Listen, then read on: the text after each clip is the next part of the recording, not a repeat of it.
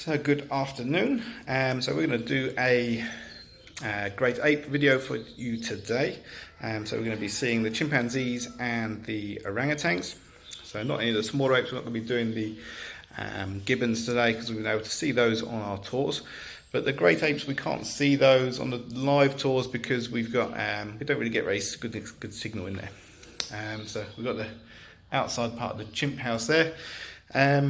So this is a bit which I've added on later, but I'll stick it at the start of the video. I don't usually really like being on this side of the camera, to be honest, but there's a few things which I really wanted to say.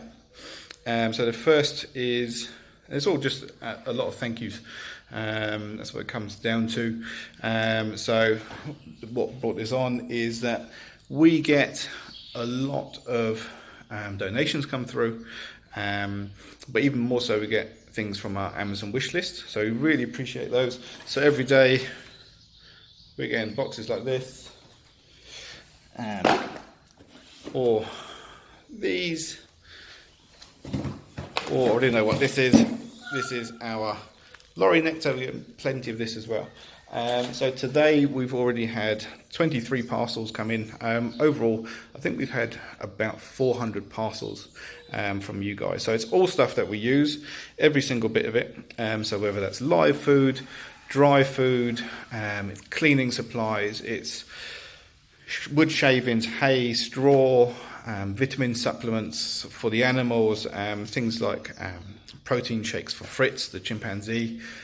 Every single piece of it is something that we are going to use, and even though it's not money, it's saving us money. So a lot of people are thinking, oh, is it really helping you if I get you something from the Amazon wish list? It's something that we don't need to worry about anymore, and that's all thanks to you. So it lets us concentrate on our electricity bills, on our wage bills, things like that. So thank you for that, and thank you for the donations as well. They go just as far because they can then go towards all of those bills for us. And at the same time, obviously I want to say thank you to Tony and Jackie and the Binskin family for the work that they're doing. So they're keeping us all in work. Now we have had to furlough a few staff, especially the front of house staff and all those areas. And obviously the government does help us with that side of it. So that means that we can ensure that they've got a job when we are able to open up again. So we don't know when we're going to open up yet. I know we do get asked that quite a lot, but as soon as we do know, we will let you know with plenty of notice if we can. And then obviously a thank you to all the rest of our staff, all the ones that are still working as well. They're doing an absolutely brilliant job. It is difficult at the moment. It's difficult for everyone. It's difficult not knowing where our money is going to come from, how we're going to pay for the bills, how long this is going to last. There's a lot of uncertainties. At the moment, we're still doing okay. So we are still operating, we're still looking after the animals just as well as we always have done. The routines have changed a little bit, but where we're not doing talks and things for you, especially with the keepers or doing experiences, that shaves off a little bit of time and lets them concentrate on all the other important bits. So I just want to end by doing a really big thank you to absolutely everyone, everyone involved here, everyone who's at home looking after themselves at home. Do stay at home. I hope that by doing our daily tours and things, that it's making that a little bit more bearable for you. We can't wait to have you all back here. Like I said, as soon as we can open up again, we will let you know. But yeah, we just really appreciate everything that we're getting at the moment. And yeah, keep enjoying these videos, keep supporting the videos just by by watching these, sharing them, commenting on them, liking them. That all helps us as well because it opens up more ways for us to generate funds for the park. So with advertising or the star system that we have now, that's only possible because of how many people like our video streams. So thank you very much. I was hoping that maybe I'd have a chimp behind me while I did this, but no such luck. So we're going to go into that chimp house now. We'll start off with those guys. They're huge characters. Hopefully you enjoy watching this video. Like I said, there's going to be a few bits in this video that you've never seen before. And I'm going to be on the keyboard answering any questions you might have. So let's go see them. Thank you very much. So good afternoon. Well, it's afternoon at the moment. I can't remember what time this is going out. So I think it's still going to be afternoon by the time you see this. So as advertised, today is a little behind the scenes view of the great apes. So we're going to see these little guys here first, the chimpanzees, and then we're going to go see the orangutans. So I'm just going to show you a little bit about the area of the sort of enclosure that you never get to see. So we've got some health and safety bits here. Ignore the red danger light. So this is a system where at the top there we've got the CCTV, so we can see all of these little doors in one go. So you can see those through this. When the keepers want to come in, they look through the window, they can see the CCTV, and then they can see this board here. So the reason why we don't use an audible alarm is that the chimpanzees are really clever and they would figure it out. If, let's say, if a door was open and we had a beeper going, they'd know, oh, there's a beeper going there. So with this, they can't see it, they can't hear it. We've got a red light there, which shows that this door over here is open, because I've already pre-unlocked it, because that's just the kitchen area, so I could do that. So just to show you here, so we've got, this is door number 3. So when I open that, it goes red. As soon as it's shut, it needs to be clicked all the way shut for that to go green. So the keepers know when they go, oh yeah, all of those doors are safe. So I'm just going to go through here. So this is the, so it's a kitchen most of the time, but it also does double up as a hospital room. So that's what this cage here is for. So it's a bit echo in here, so you will have to excuse me. That is a recuperation cage. So let's say if we have to use these stainless steel tables to do some sort of surgery or anything like that, where the chimpanzee needs to be anaesthetized, that cage there allows them to wake up nice and secure. And then there's a door there which allows them to climb back through once they're fully awake and into one of these bedrooms. And then from there they can then go outside. So this area here is probably about 2.5 meters or so tall, that cage. Then these maybe 2 meters. So then these bedrooms are I think 3.5 to 4 meters tall, and then they can go outside into the main bit, which is I think 6 meters tall or thereabouts. So it just means that even if they're still a little bit sleepy, they're not going to fall down and hurt themselves. So we've got all of their sort of, so there's the cod liver oil tablets that people have been getting for them. And then each morning they have these bottles. So there's one for Agatha. Here we've got Lucas. I'm guessing that they know which one's which. There's Faye. So that's where they have some squash every single morning. And then if we need to give them any sort of medication, like for example the girls are on the pill, they get that pill in those bottles, and as far as they're aware, they're just getting their squash. So it just means that we can sneak some medicine and things into their squash. I just want to show you this as well. So this is something that people have been asking about quite a lot, which is, are the animals being affected by the fact that we've got no visitors at the moment? So, and I keep talking about a sheet for the chimpanzees. So we've been doing this for about 8 months now. This is our 8th month. So it's a longitudinal chimpanzee social and behavioural analysis study sheet. All right. So up here we put the date, the time, the weather, temperature, and then we put there what any of the chimps are doing.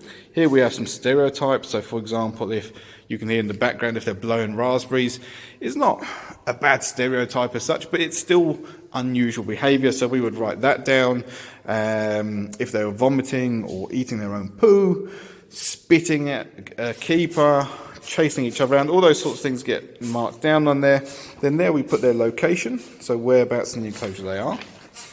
And then on the back we also have this bit here, which is a social network analysis. So we say, oh, look, Fritz and Faye were quite close together, which is quite unusual. Usually Faye's hanging out with Lucas, and then Elvira, Agatha and Tara were all together, and Elizabeth and Georgia were together. And then here we can say if they were playing together, if they were grooming, or if they were aggressive. And then we say how many people were there, sort of how many staff and how many visitors. So it's quite an interesting piece of paper. The keepers do that 3 times every single day, and it just lets us keep an eye on if the chimps are doing anything that they shouldn't be doing or anything that we don't like them to do. But as I said, what that is also showing us is that at the moment where we haven't got you guys in the park, the chimps aren't behaving any sort of different to what they usually would. Now, I said we've got the bedrooms here, so we've got 5 bedrooms,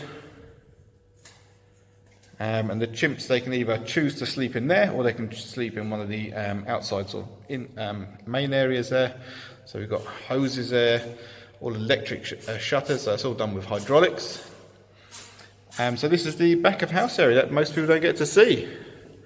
And they get a choice of where they want to sleep. So chimps live in what's called a fission fusion society, which means that during the day they might, some of them might go off foraging, some of them might go foraging somewhere else, some of them might go out looking for a fight. They've got their own little groups that they hang out in, and then at night they might come back and sleep in a different group. And from day to day that might change as well. So on a Tuesday, Faye might hang out with Fritz. On a Wednesday, she might then hang out with Lucas, and the rest of the week she might hang out with the girls. Although she doesn't usually hang out with the girls. Oh, not focusing very well. But yeah, so that lets them do that sort of natural behaviour of choosing where they want to sleep and who they want to hang out with. So let's go see the chimp. Back again. Just before we go see the chimps, there's one last thing which I wanted to show you. There's another health and safety thing which we've got is, you'll notice that on the keeper sides, we've got door handles. On potential chimp sides, so let's say if a chimp got out through the bedroom and then got through this door and got to this door as well, there are no door handles. So on any potential movement out of the enclosure, there's no doors, no handles. So we have these which allow us to open those, quickly shut them behind us, and then if for some reason a chimpanzee was coming back behind, they now secure behind there, and we can put a lock through there or just keep it shut like that. So another little bit of health and safety gear there for you. Right, so we've got our chimpanzees here. So I'll get Ruth to introduce those for you in just a minute. So Ruth is just at the moment putting together some enrichment for them. So this is what we call a wodger. There's Elizabeth, she's getting excited. And what that is we filled it up with squash. So we've had some blackcurrant squash donated to us. We pour it in there, and of course they can't really get to it in there. So what they then have to do is try and figure out how they're going to get this juice out of there. Georgia, it's okay, then. So that's where we give them bits of paper. So Lucas goes straight in with his tongue.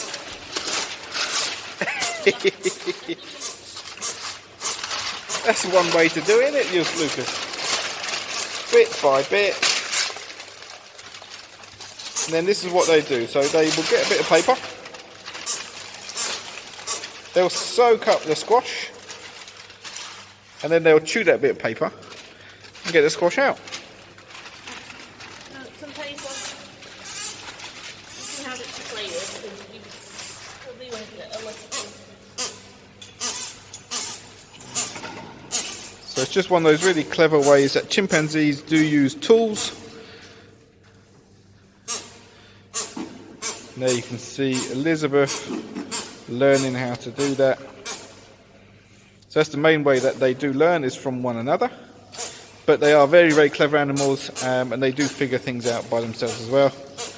So I think Elizabeth is going to try and get it out with her hands. There we are.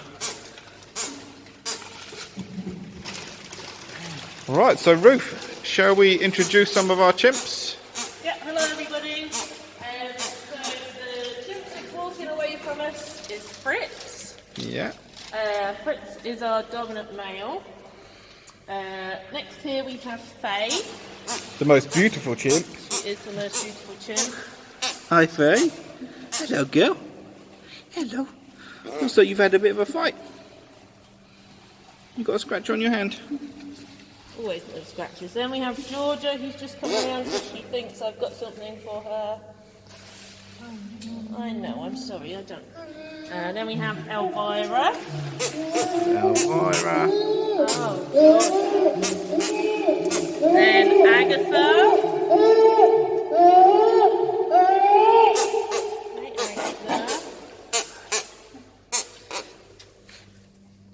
Everyone knows Elizabeth. Oh, are you grumpy? Don't be grumpy. Are you trying? Oh, are you going to do the Wodger? Are you going to put it in? Copy mummy. You going to try? Good girl. Then back out. Oh, no, mummy stole it. Tara. Mummy stole it. Oh, dear. No, I'm not giving you anything, Dylan. Elvira's moved again. And then we have Lucas. And everyone knows Lucas as well. The handsome boy.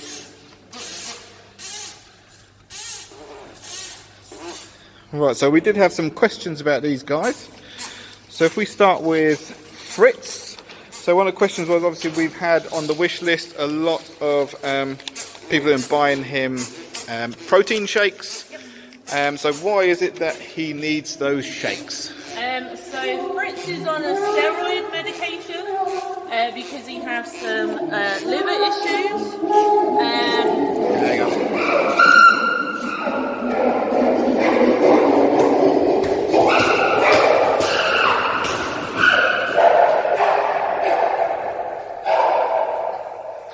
Chimps doing what chimps do.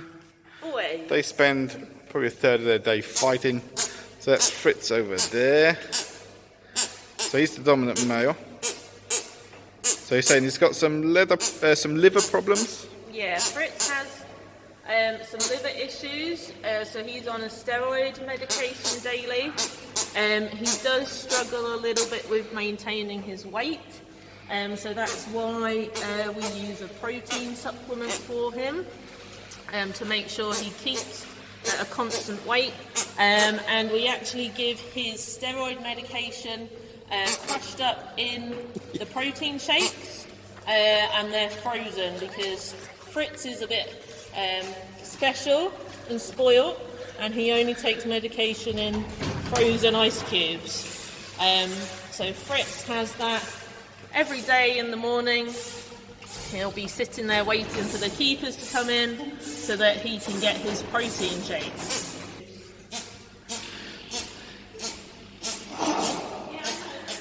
Right, so where's Georgia? Is that Georgia there? So a lot of people keep asking what is the oldest animal in the park. So we've got a few tortoises which were born in the 70s, and well, hatched out in the 70s, and I think the oldest was in 1964. But those have come from private keepers, and mostly as rescues as well. And sometimes we have to take those dates with a pinch of salt, especially because a lot of those older tortoises would have also not been bred in captivity, so we don't know the exact ages. But one where we know the exact age is Georgia, and Georgia is 43. Yes. So she's 43 years old. So she is the oldest animal in the park that we have a definite birth date for. Right. I think now that they're nice and calm, I think we'll call it a day and head over to the orangutans. So we've just come out of the chimps, and I thought something that might be a little bit interesting for you to see was how we do some of their training. So we use voice and sort of visual commands for doing the training. So who have we got here? Hello, I'm Ray. So Ruth's our head keeper, so she's going to show us the command for nose. Nose is. And what about eyes? Eyes is. Cool. So who have we got here? My name is Shay, and I'm a private keeper. And you're going to show us how to do the command for hand. So the command for the orangutan's hand is this. Cool. And you do it for either side, and then the command for foot is. Perfect. Thank you very much. Who have we got here? I'm Jess. Cool. So if I can get you to show us what the command is for open. Yep. So it's that. Cool, that's for opening the mouth, yeah? Mm-hmm. And then what about ear? Ear is just pointing to whichever ear you want them to. Cool. Thank you very much. And then we've got, I'm Jenny. and you can show us stomach. So stomach is just pointing to your stomach. Okay. And then we're going to go for shoulder. Shoulders the same, so pointing at the shoulder and then whichever one. Perfect, thank you very much. Here? Jess from Primates. Okay, so if I can get you to show me the command for back, please. Yep, so back is that one. Cool, and then for bum. Bum is that one. Very nice, thank you. All right, so who have we got here? I'm Josh, I'm one of the primate keepers. Cool, can you show us the command for mouth? Like that. Cool. There around foot. And what about chest? Yep. Perfect, thank you very much. Right, so we're now in the Orangutan House. So here we've got Belayan. So Belayan, he came to us from France. So he's living on his own at the moment. Sadly, his brother passed away. So he is currently living on his own. So someone did ask whether we have plans to get a new companion for Belayan. So these guys, just like the chimps, are on the stud book. So that decision is completely up to them. Now, male orangutans do spend most of their time, especially in the wild, on their own. So in zoos, quite often they are kept in groups with a few girls, or maybe one girl. But so it's not necessarily going to be the case that he will get a new friend, but we will wait and see. So like I said, that's up to the stud book. It depends on whether they need him to breed with a certain girl or something along those lines. So he is a Bornean orangutan. So we are part of the Bornean orangutan stud book. So the Bornean orangutans do have that much sort of darker fur. So Sumatran orangutans have their fur all over is a lot more similar to what his fur is around his beard. So he has got a magnificent little beard there. I would say I've got a bit of beard envy. But that's a really nice sort of bright ginger beard. As I said, the Sumatrans, they are a similar sort of colour to that all over. So how old is Belayan? He's 11. He's 11. And what about the other two guys? Jin is also 11 and Molly is 9. Right, so one of the questions which we had is who is the oldest? So do we know? Belayan. Belayan. So he is slightly older than Jin. About 6 weeks, 7 weeks. Oh, it really is just slightly older. So then we also got asked who is the cheekiest. And I think I know the answer to this. Oh, Molly. Yeah. Definitely Molly. Miss Molly. So we were told that before she even arrived, that she is mischievous. But that's half the fun of keeping great apes, is their little personalities and how clever they are. Alright, so speaking of Molly and Jin, I think we'll head over to them and have a look, see what they're getting up to. Right. See you later, fella.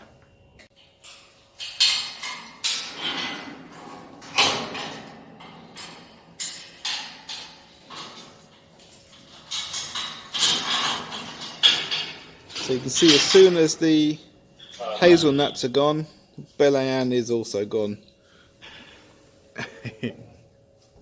No, sorry, but I haven't got any more. So everyone who's been buying nuts from the Amazon wish list, they really do enjoy those as a nice little treat. There's a nice bit of protein for them as well. Right, so here's just a bit of a look at the back of house bit of our Orangutan Enclosure. So you can see it's a very similar sort of layout to the chimps. So that's where I came from earlier. Again, we've got these handles here, which are on the sort of keeper side, and then on the animal sides, again, there's just a hole there. There's no handle for them to be able to get out. That's just a health and safety consideration which we have. So again, we've got a corridor at the back here. So a slight difference with these guys is that we've got 4 bedrooms rather than 5. So that's 2 on each side. Again, using hydraulic levers to do those doors there. And then the doors in between enclosures are done using brute force. So they're on little runners.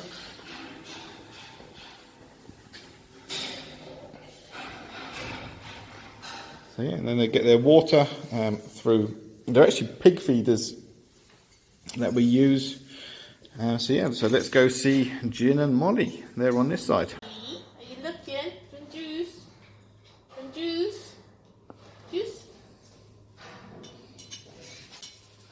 So over here we've got Jin up there, and Molly's hidden herself away. Hi, Jin. So Jin's going to come down. Good boy. Hi, Bo. You gonna come down? Come down. Good job. Juice. Good boy. So these guys, a lot of you know a little bit better than Belayan. So we've got Jin over here, who comes from Monkey World, and then Molly up there, wherever she is, she came to us from Twycross.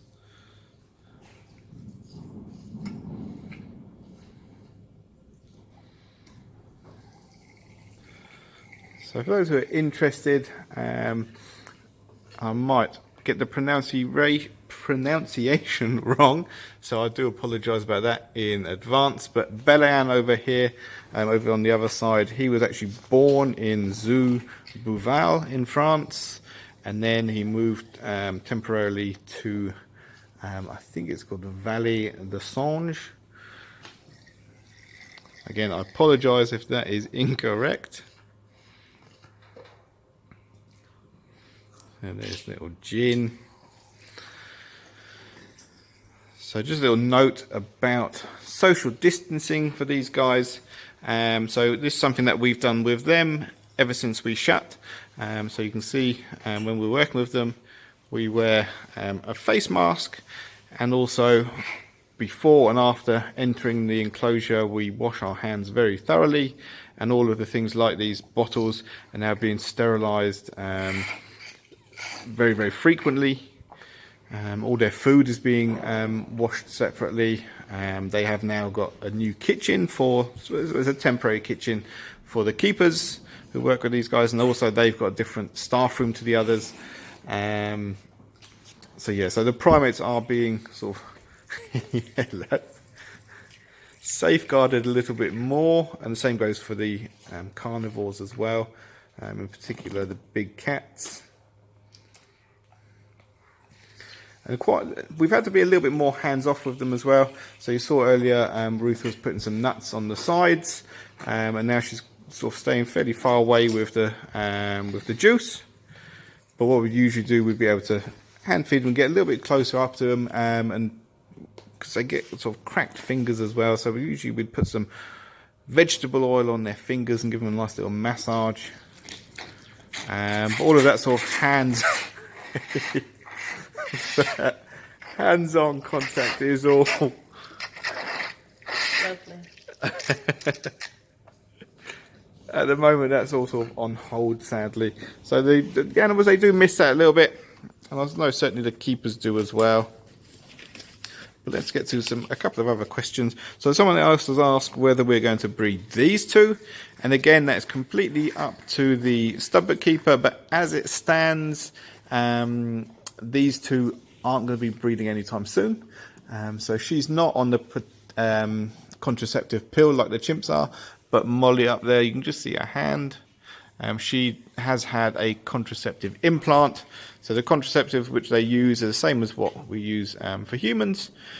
So she's got that implant.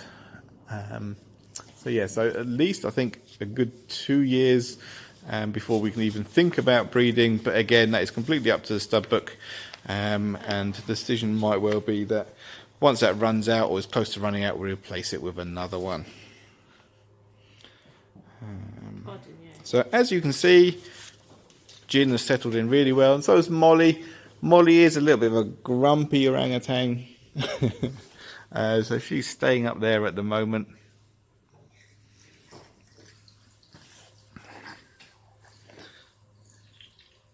So even with our staff as well, we do encourage them to practice social distancing. So we've got various areas where they can have their lunch. So we've opened up a few different areas where they can go. Like I said, we've got 3 different kitchens on the go at the moment. So it's been really handy that a few people on the wish list have bought us some microwaves, which has been absolutely brilliant. So that's for the animal kitchens and also for the staff rooms. And we do encourage them to stay sort of as far away from one another as they can while they're working. So you might have noticed that I've come quite close to Ruth a few times, but there's a slightly different situation because we live together anyway. Alright. So hopefully you're all staying safe at home and staying in as much as you can. And everyone who's having to go out and work, so in the shops, or NHS, your carers, delivery drivers, all those people, you're all doing an amazing job. And thank you also to everyone who's staying at home and protecting all those people who are still having to do their jobs. Well, so that was all the questions that we had. But if you have any other questions while now that we've finished this video and this chat, just put them in the comments below and I will try and answer those. And Ruth will try and answer some of those as well if need be, if I don't know what I'm talking about. But from me and Ruth and Jin, thank you very much, and we'll see you tomorrow for another one of my virtual tours. Thank you very much. Bye.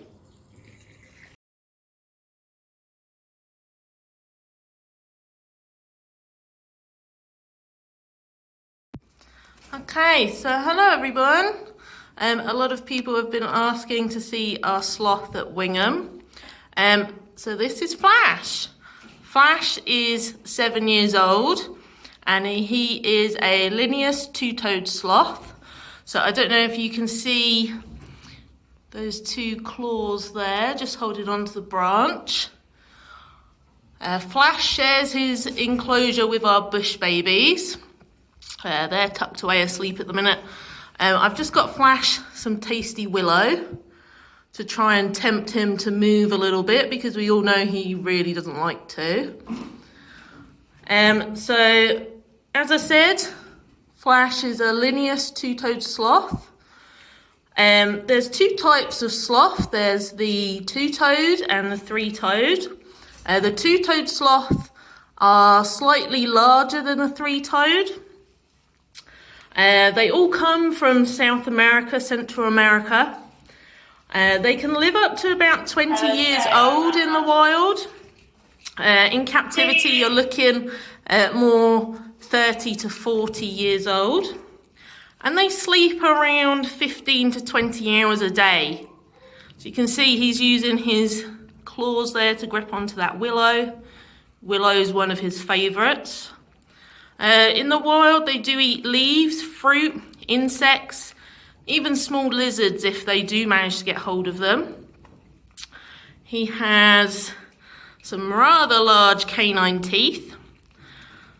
So sloths are actually classed as category 1 animals because of their horrible, horrible mouths. They have very disgusting large canines full of bacteria in their mouths. Not very nice if you were to get a bite from one. And he does have this lovely long thick hair. So in the wild this would be covered with moss and algae to help him to camouflage, but obviously in captivity he doesn't need that. So he's got quite a nice clean coat. And that's Flash.